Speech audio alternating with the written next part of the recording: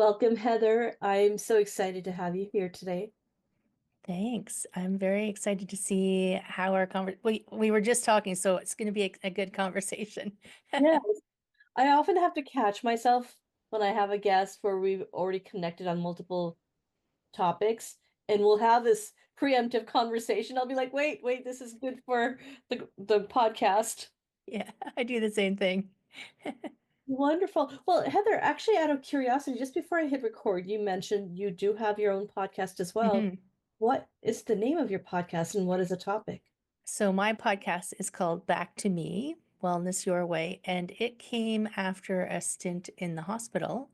I had had a stroke and I had been doing a business podcast, and I realized that because it was Halloween. And so it was a very busy emergency room.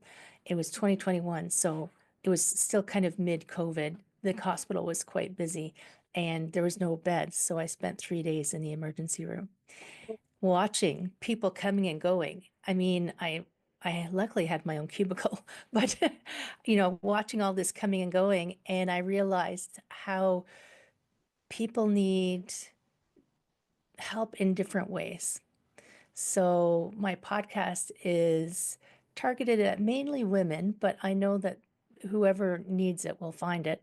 And we talk about physical health and emotional health in your communities and your occupation, because sometimes, and I talk about how occupation also isn't necessarily tied to money. But we do talk about money, and then we talk about spiritual soul health. So it's like we try to I try to provide something for the whole person at some point. I mean, I try to keep them like you to half an hour. So it's little snippets, but I talk to some really amazing people out there in the world helping others. And I'm done over 200 episodes and I'm still loving and finding more and more people to talk to about what they're doing. And I just love it. Yeah, for me as well, podcasting started as an experiment. Yeah. But really, it's become a passion because I feel like I'm the very student and I get to seek out wisdom from all these awesome people. Yeah, exactly. Well, I always tell people that it is for the audience and it's for the guest, but I always get a benefit from it. absolutely, absolutely. Um, well, let's see. Let's start with something that you and I both agreed on just before I hit record, which is women's health and holistic approach. And my perspective is that when it comes to understanding women's health or solutions to how to help us, truly help us heal, it's not very well understood in Western society. Even the very nature of, uh, being on your cycle, being past your cycle, being in menopause, it's just, and there's so many taboo subjects like, what do you, just having any issues with your pregnancy is Right. taboo. Because it makes you a bad person if you're having a problem with your pregnancy, which is ridiculous. We never, okay, shouldn't say it that way. I don't know of anyone who judges someone else for anything that happens to them, if you get sick, if you have to have your appendix out, if, all of these things. But we, and it's self-imposed, we judge women if, or these women think they get judged if something happens with their pregnancy. But my first career, I was a CPA, but my second career, when I went into wellness, I spent 2 years in school to become a massage therapist because here it takes a lot of schooling. And the amazing things that happen in these bodies, and they keep working for so long. Sometimes it blows my mind. So having it's it's not spoken of, and it's quite common for women to have multiple tries at becoming pregnant and having children. And it is so hidden, and it's such an issue of shame for a lot of women. I think it's so sad. Instead of being able to talk about it and get support, they feel like they've somehow done something wrong. Yes, absolutely. I've been through it many times, unfortunately, and it was very difficult and a lot of guilt, lot of Hmm. emotional wreckage occurred in my psyche. But also there's just like lack of understanding of how to balance the hormones or understanding what's really going on. And luckily, as because I'm, a seeker and I find solutions, I feel like, wow, I wish I'd known this 10 years ago, 15 years ago. I could have healed something that really needed it. How are you approaching your knowledge that you gain now? Right. It's super interesting. So when I was a teenager and you suddenly you have a cycle and you're thinking, what the heck is this thing? And how do I navigate this? And uh and my mother, it's funny, my mother didn't talk to me about it. I ended up and I went to my doctor to talk about it at the time because that's what you did back in those days. And the funny thing is, my doctor was the man who delivered me. So I was comfortable with him. But ever since him, I've never had a male doctor. But I don't think that speaks to whether which kind of doctor to choose. Um, because I'll get into it later, but I had a huge half an hour conversation with my current doctor, who's a female, about um, menopause. And my final statement to her ended up being, I hope you don't have this kind of problem when you're in menopause. So, it's like, but all of the research that's been done is very um, outdated, a lot of it that they're putting their decisions on, and on a population that had a different health outlook. They ate differently, they had different lives. So for me, when things started to happen that I couldn't explain, I did the same thing as you. I didn't take their answer. In my 30s, I developed asthma, and nobody could tell me why. And I had been healthy up to then. I said, why? They didn't they I mean the allergy doctor didn't even look me in the eye. He just looked at all the scratches on my arm to tell me what I was allergic to. And I wanted him to look at me. I kept like kind of bending down. And I was so disheartened when I left there because he gave me a prescription. He said, here, you have to take this. And there was a time where you just trusted what the doctors said because that's all you knew. But I said, no, this isn't right. I don't want to take this. I know what the impact of long-term use of steroids is on the lung tissue. And I know that for some people, that's the only option, but they didn't tell me whether I had any options. So that was the first time I went to a naturopath. And he spent almost 2 hours with me and explaining to me how things happen in the body and how things developed and why I probably developed asthma and alternate approaches to take. And this was like, I was still, you know, in my prime, although I feel like I'm in my prime now in my 50s. That it was in my medical prime back then. And so I worked with him and I never had to take inhalers.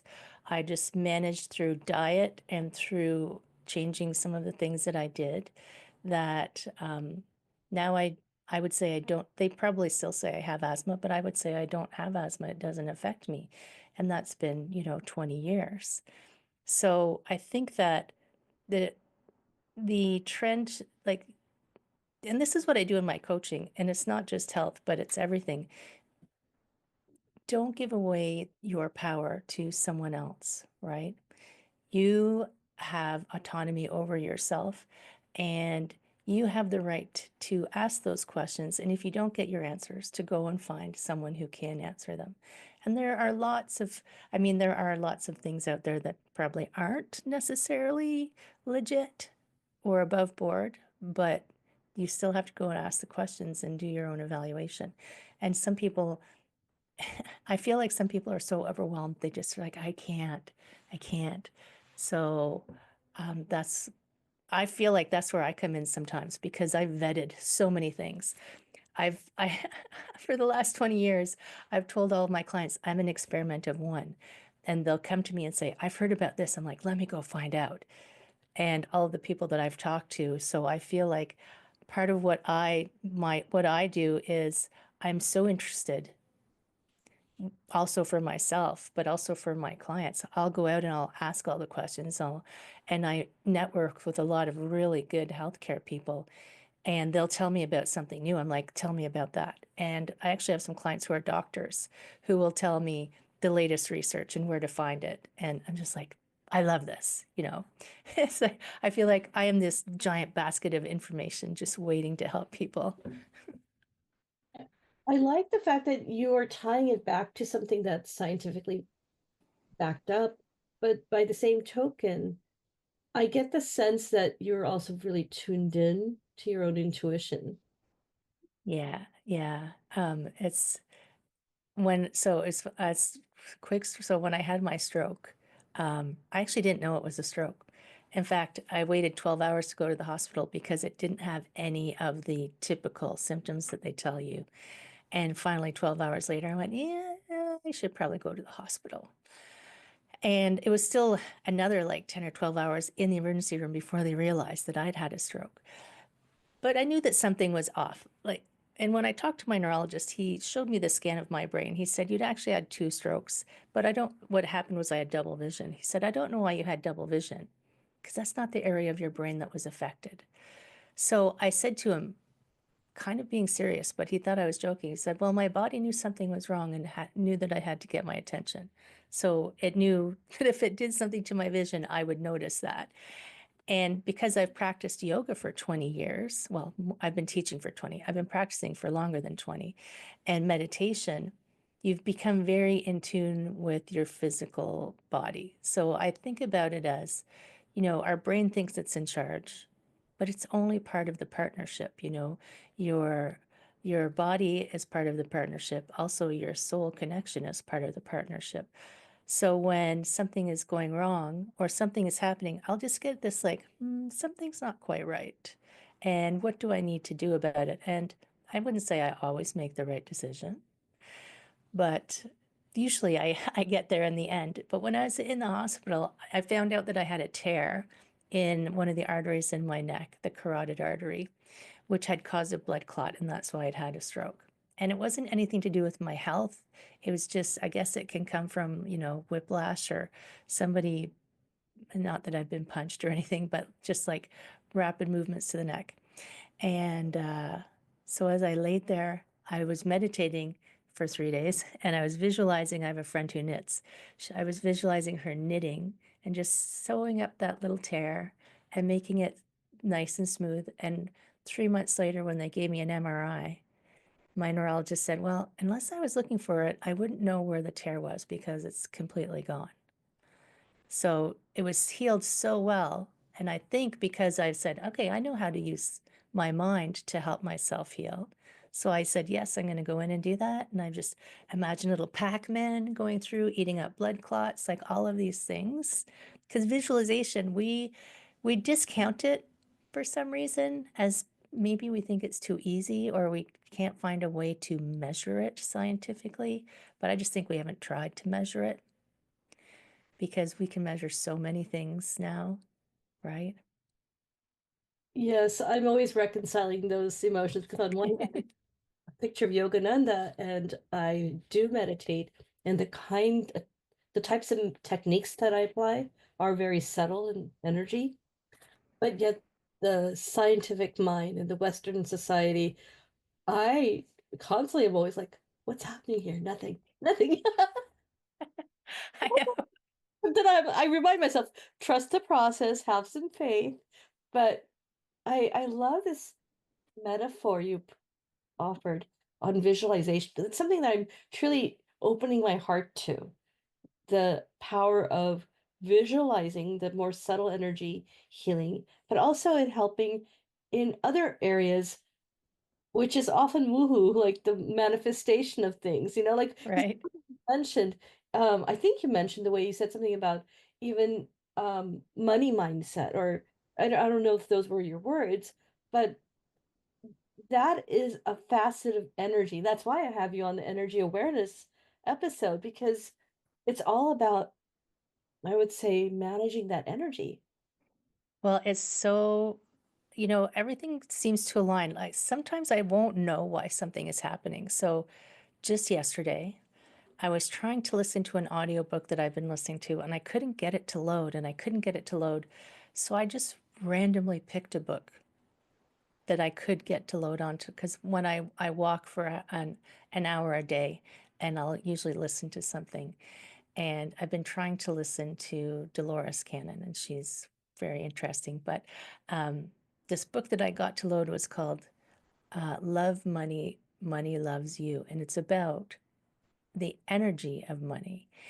And it's by Sarah McCrum. And I've read, um, all of the money manifest books, and they're all like money is energy, pay attention and just, be in the vibration. But hers is so interesting because she has this segment where money is talking to you, and it's like it's an entity, and it's telling you I am not dirty. I am energy. And I am the connection between humans. And I am everywhere. And there I am endless. And there's more than me than you can imagine. And I'm thinking it was just such a different way to experience the energy. And it was basically saying, like, right now you need paper and coins to represent me, but you don't actually need that because I am just energy. And I felt like we use the word abundance a lot, but it's like this just energy. I feel like it was more like a heart energy that is, I'm everywhere and you're just showing it as these pieces of paper right now. But you will evolve to the point where it will just flow. And it was so interesting that I was listening to that yesterday by accident, but nothing's by accident. The universe said, you're going to need this tomorrow. Here, listen to it. You're gonna have to give me the name because I love that concept that you just articulated. So I'm Indian and I was raised in a very traditional Hindu family, and the Sanskrit word for money, the concept, the deity is Lakshmi. And I've Mm, heard that, which is beautiful representation. And there's such an honor to giving the energy of money respect in the culture that I was raised in, that literally if something came in with some physical, even coins or bills, we would do a pranam to it and right. honor it. And there's a lot of rituals around money and the concept of that energy, that form of energy. And being again raised in Western society over time, I would dismiss these things, but now here I am at this age, and I'm like, you know what? There's truth to this. Now that I've even tied everything back to science, if it is energy, then why not give it a name? Why not have a conversation with that energy? Right. And it's funny that we now are realizing that everything is energy, even us, we're just in a dense form. And I've seen, like, I've actually been to India 3 times. Love it there. And um, there's places you can go and visit where you're like, how did they do that? But it's because they understood and they knew they had that depth of practice and that stillness where they could align their energies to do these things that seem like miracles. And, at some point in our long distance past, airplanes would have seemed like miracles. Now we're like, ah, airplanes, whatever.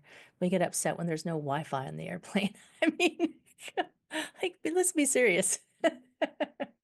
So I think it's just we haven't reached a level of maturity.